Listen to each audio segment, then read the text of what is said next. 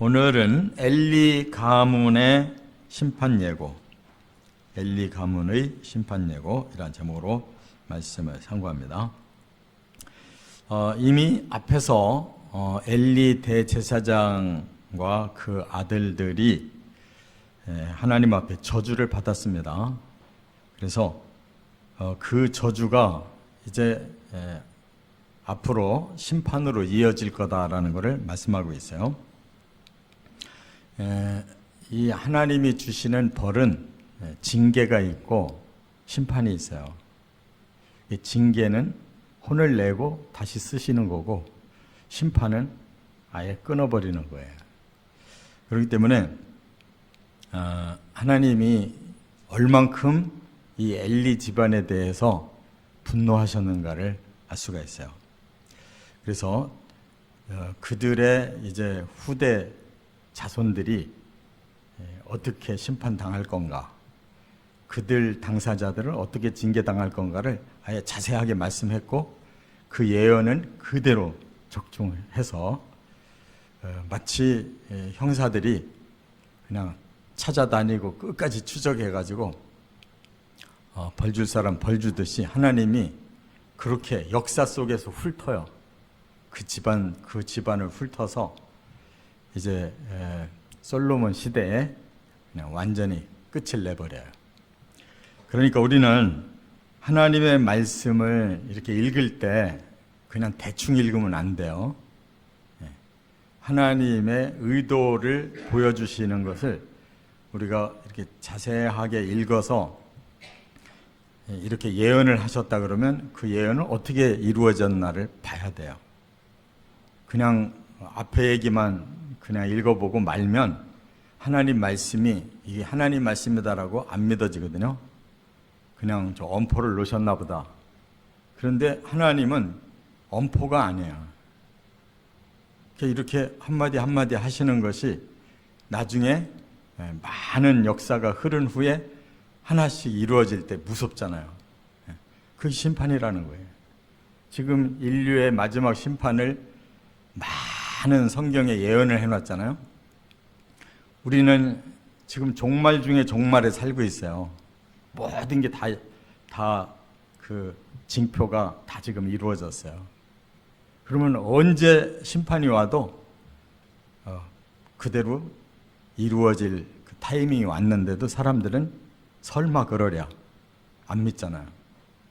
이 과학자들이 이제 몇십 년 안 남았어요. 그런 소리 하는데 이제 지금은 과학자들 말을 듣고 뭐 탄소를 줄이며 뭐를 어떻게 하자고 국제회의 많이 하고 있잖아요. 그래도 그냥 자기 눈앞에 이익만 챙기지 그걸 진정으로 마음 열고 회의를 해서 실천하지 않아요. 사람들이 얼마나 완악한가를 알아요. 그냥 하나님 말씀은 그냥 그렇게 경고하는 거고 세상은 그렇게 안 간다 이렇게 보는 거라고. 그래서 이것이 한 단편이 돼요. 하나님 심판 원리의 단편이 되는데 우리가 잘 새겨야 된다는 거예요. 첫 번째, 27절부터 29절에 범죄에 대해 책망하셨다. 하나님은 그냥 말없이 징계를 내리거나 심판하지 않고 그 이유를 반드시 밝히셔요. 그래서 뭐가 잘못됐는지를 책망하시는데, 먼저 하나님이 하나님의 사람을 그 엘리에게 보내셨다 그랬어요. 엘리가 하나님 사람이잖아요. 그 시대의 최고로 하나님의 중보자인데 지금 엘리가 타락하니까 하나님이 다른 사람을 파송했다는 거예요. 그 얼마나 씁쓸한 일이에요. 특사가 왔어요. 특사가. 그래서 엘리에게 지금 하나님이 하나씩 말씀하는데, 그 본류, 제사장권을 갖게 된 그 본류부터 시작해요. 너희들이 출애굽해서 하나님이 시내산에서 율법 주고 너희 아론의 자손들에게는 이 제사장권을 주지 않았냐.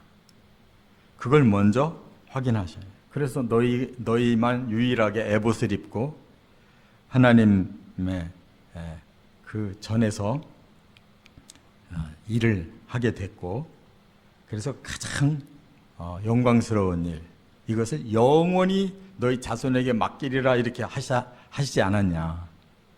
근데 이제 그거 취소하겠다는 거예요. 영원히 맡기리라 했는데 너희들이 먼저 그것을 범했기 때문에 이제 너희들은 끊어버리겠다, 이렇게 말씀하신 거예요. 그래서 이 30절 그러셨잖아요. 이스라엘 하나님 나 여호와가 말하노라. 내가 전에 네 집과 네 조상의 집이 내 앞에 영원히 행하리라 하였으나 이제 나 여호와가 말하노니 결단코 그렇게 하지 아니하리라. 하나님이 앞에서 아론과 그 자손들에게는 그렇게 언약을 해줬는데 지금 보니까 그렇게 되면 안 되겠다, 이렇게 말씀하거든요. 그러니까 이 앞에 장에서 우리가 이미 그들의 죄악을 상고했는데, 엘리의 아들 홈니와 비느하스는 완전히 타락한 자들이에요.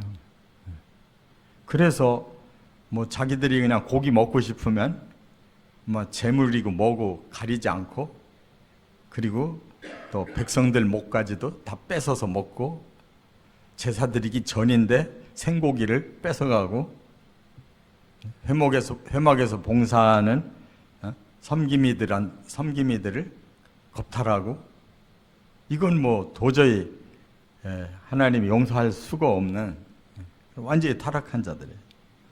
그리고 아버지한테 그거 물으셨어요. 너는 나보다 네 아들들을 더 중히 여겨서 결국 이렇게 됐다는 거예요. 바로잡지를 않고 그냥 말로만 왜 이렇게 했느냐, 그러면 안 되는데, 이렇게만 얘기했다는 거예요. 반드시 고쳐줘야 되는데, 부모에게는 사명을 준 거예요. 내 대신 네가 길러라. 그러면 반드시 하나님 뜻대로 고쳐줘야지 부모에게 그걸 묻지 않는 거란 말이에요.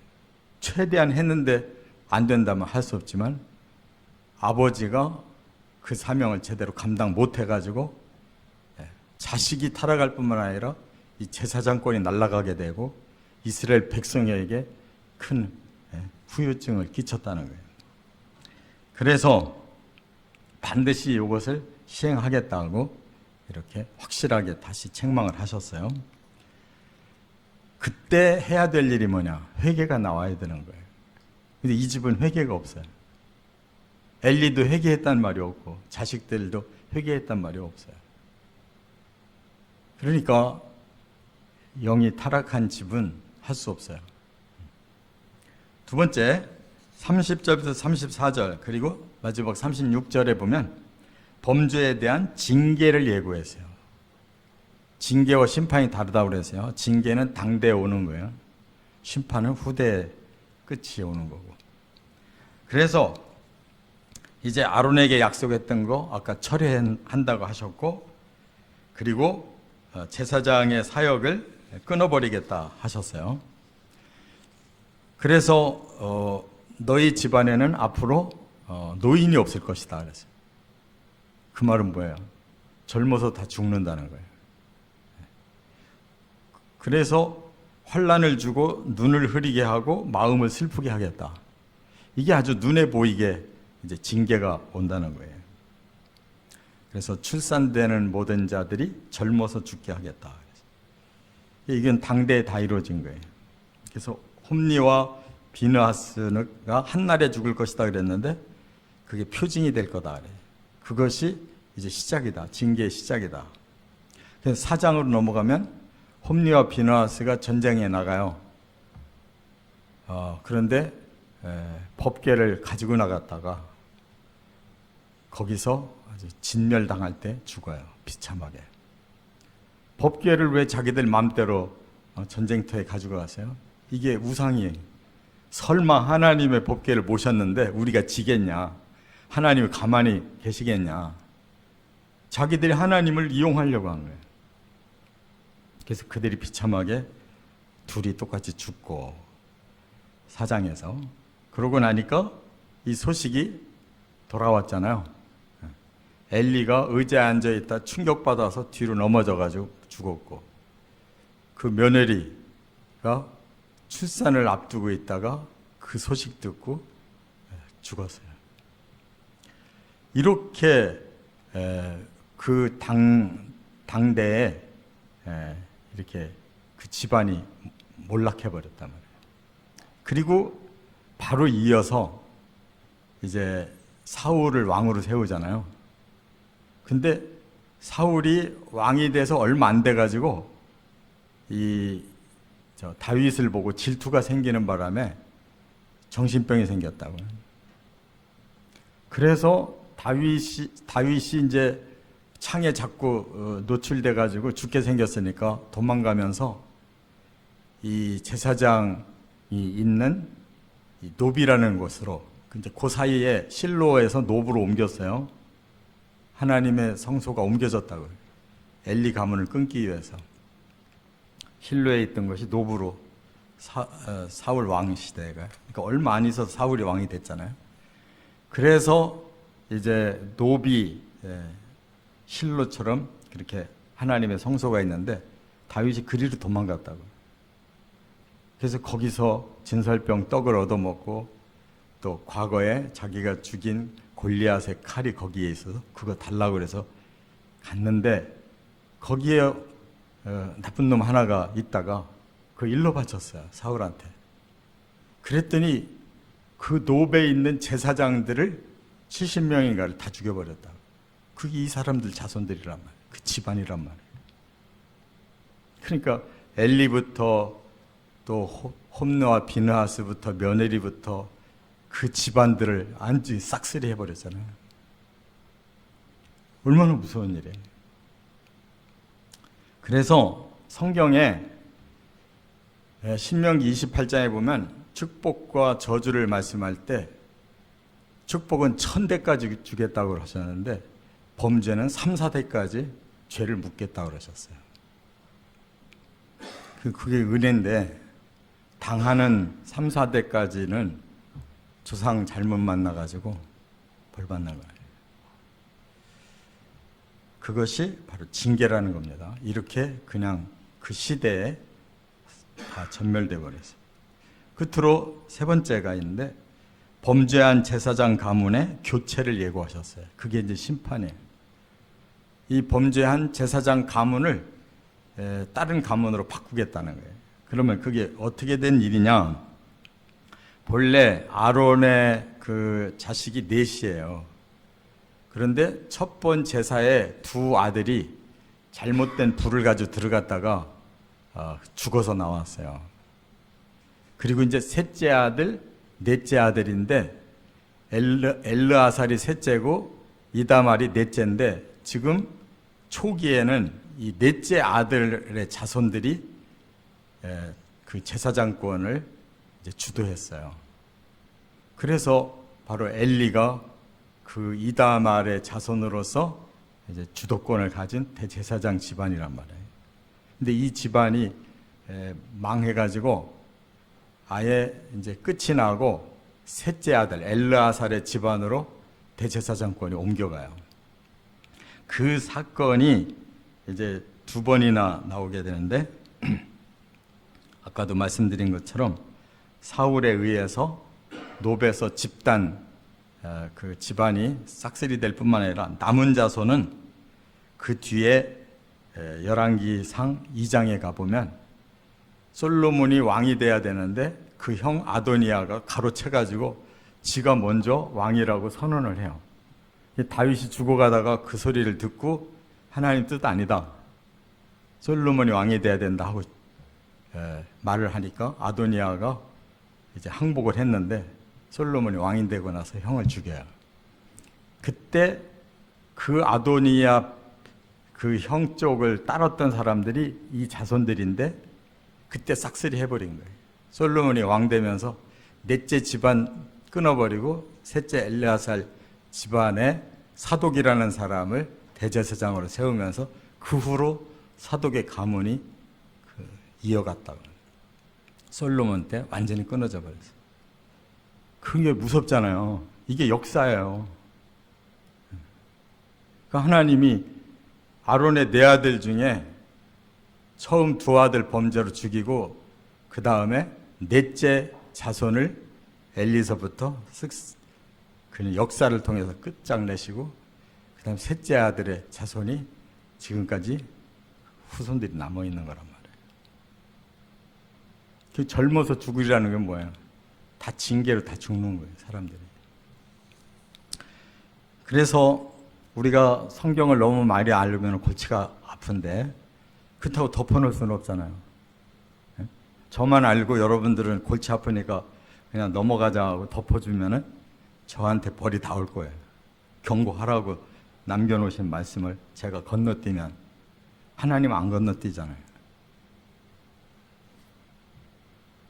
우리가 하나님 말씀을 그렇게 가볍게 여기고 그냥 한 장 있었던 일이구나 하고 약간만 설교 들을 때 약간만 좀 느꼈다가 그 다음 다시 잊어버리면 하나님 그걸 안 잊어버리시는데 그게 바로 하나님은 선악의 문제를 가장 중요하게 여기신다는 거예요. 그래서 인류의 죄의 문제를 끝까지 짚고 나가시는 거예요. 그 죄를 그냥 가술리 여기고 뭐 사람이 살다 보면 죄 짓지 뭐 할 수 없지 이렇게 끝내 타협하는 자들은 이제 마지막에 사탄에게 사로잡힐 것이고 그 사탄에게 속한 자들은 완전히 하나님 심판하신다는 거예요. 그렇기 때문에 이 엘리에게도 회개가 있었더라면 돌이켜 주실 수가 있었는데 회개를 안 하니까 끝내 이렇게 집안이 징계당하고 멸망하는 심판에까지 이르렀어요. 예수님이 우리에게 주신 복음은 회개하라는 거예요. 회개하라 천국이 가까이 왔느니라. 이거보다 더 확실한 주제가 어디 있어요? 회개하고 천국에 가라는 건데 왜 사람들은 회개만 강조하고 천국은 얘기 안 할까요? 천국을 얘기하면은 뭐 무슨 뜬구름 잡는 엉뚱한 사람처럼 생각할까요? 예수님이 만드신 전도 캐치프레이즈가 회개하라 천국이 가까웠다는데 그 말씀이 어떤 것이 진짜일까요? 성경에 쓰인 그대로가 진짜예요. 거기서 더하지도 말고 빼지도 마라. 더하면 너희 징계가 더할 거고 빼면 너희들의 이름이 거기서 없어질 거야. 그래. 광 목사가 중간에서 제 마음이 두렵다고 이것을 덮어버리면 안 되잖아요. 그러니까 전하는 사람이 올바른 거예요. 사람들이 떠나든 몰려오든 그게 문제가 아니라 하나님의 말씀을 전해야 할 사명이 우선순위니까. 나중에 천국 가서 보면 그래도 그 말씀을 듣고 회개한 사람이 올 거예요. 그 말씀 못 들었습니다. 안 통하는 거예요. 하나님은 말씀을 주셨는데 왜 못 들어요? 우리가 설교만 가지고 말씀드린 게 아니라 자기 개인이 읽어보잖아요.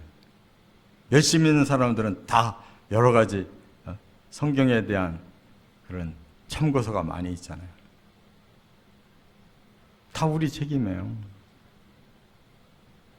그러니까 제발 가볍게 넘기지 마시고 하나님의 말씀이 이렇게 수천 년간 이렇게 남아서 여기까지 온 거는 우리를 위해서 기회를 주시는 거예요. 그게 하나님 복음이에요. 회개가 하나님의 복음이라고. 죄 안 짓는 사람 없어요. 죄 졌는데 깨닫게 하시는 대로 죄를 회개하고 돌이키면 구원받는 거예요. 그게 복음이라는 거예요. 하나님의 복음에 우리의 모든 것을 올인해 가시기를 주의 이름으로 축원합니다.